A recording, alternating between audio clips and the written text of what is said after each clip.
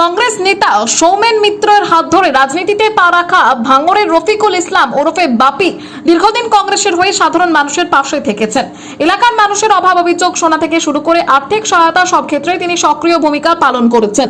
বিগত বিধানসভা নির্বাচনে বাম কংগ্রেস আইএসএফ জোট প্রার্থী হিসেবে নওশাদ সিদ্দিকীর জয়ের পেছনেও তার গুরুত্বপূর্ণ ভূমিকা ছিল, কিন্তু পরবর্তীতে রাজনৈতিক মতভেদের জেরে তিনি নওশাদ সিদ্দিকীর বিরোধিতায় নামেন এবং ক্যানিং পূর্বের বিধায়ক শওকত মোল্লার হাত ধরে তৃণমূল কংগ্রেসে যোগ দেন।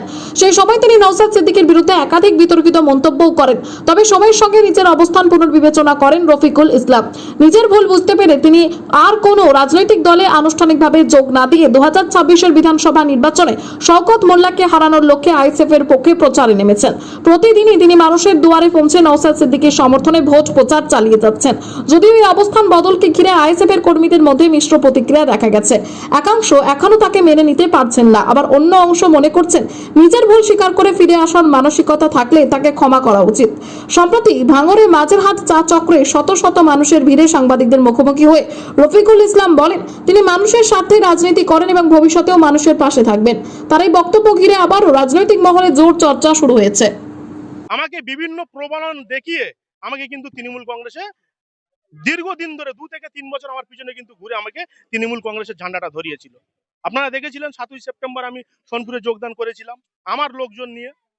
তাহলে সেটা ছিল আমার ভুল এবং সেই ভুলটা আমি বুঝতে পেরেছি, যার জন্য আমি আমি এখনো বলছি যে আমি রাজনীতি করি আর না করি, আমি কিন্তু ভাইজানের জন্য আমি কিন্তু কাজ করে যাচ্ছি। আচ্ছা, ভাইজানের বিপক্ষে শওকত মোল্লা প্রার্থী হয়েছেন, কতটা ভাইজান জিতবে আশাবাদী বা কি বলবেন এই বিষয়ে? দেখুন, ভাঙড় বিধানসভায় 300-র কাছাকাছি বুথ আছে।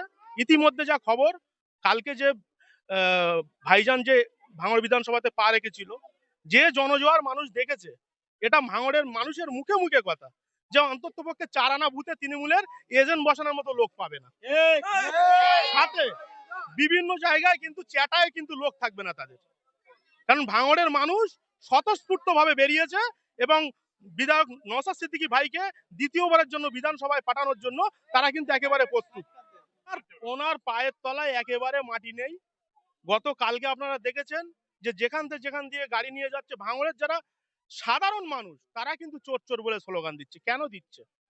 তাহলে তানারকে বুঝতে হবে যে তানার পায়ের তলায় মাটি নেই। তিনি যে একজন অ্যাজ এ করাপশন ব্যক্তি, অ্যাজ এ ক্রিমিনাল, তিনি যে ভাঙড়ের মাটিতে যদি কোনো কারণে যদি মানে সংগঠন করে ফেলে বা যদি জিতে যায়, তাহলে ভাঙড়ের মানুষের যে কতটা ক্ষতি করবে সেটা কিন্তু ভাঙড়ের মানুষ জানে। কারণ তানার বিগত দিনের রেকর্ড আছে। 2021 নির্বাচনের পরে ভোট পরবর্তী হিংসায় তিনি কিন্তু অনেক ঘর বাড়ি জ্বালিয়েছে, অনেক অনেক তাদেরকে জমি কেড়েছে, তাদের ঘর বাড়ি ভেঙে দিয়েছে। তাহলে সেখানে কিন্তু মানুষ স্বতঃস্ফূর্ত ভাবে জেনে গিয়েছে যে এ একজন ক্রিমিনাল, এর কাছে যাওয়া যাবে না। সুতরাং আমি গত পরশুদিনকেও দেখেছি, যখন কাঁটালিয়াতে যখন প্রচার চালায় তখন কিন্তু মানুষের সামনে হাত নাড়ছে, কিন্তু মানুষ সেইভাবে কিন্তু তার দিকে হাত নাড়ছে না।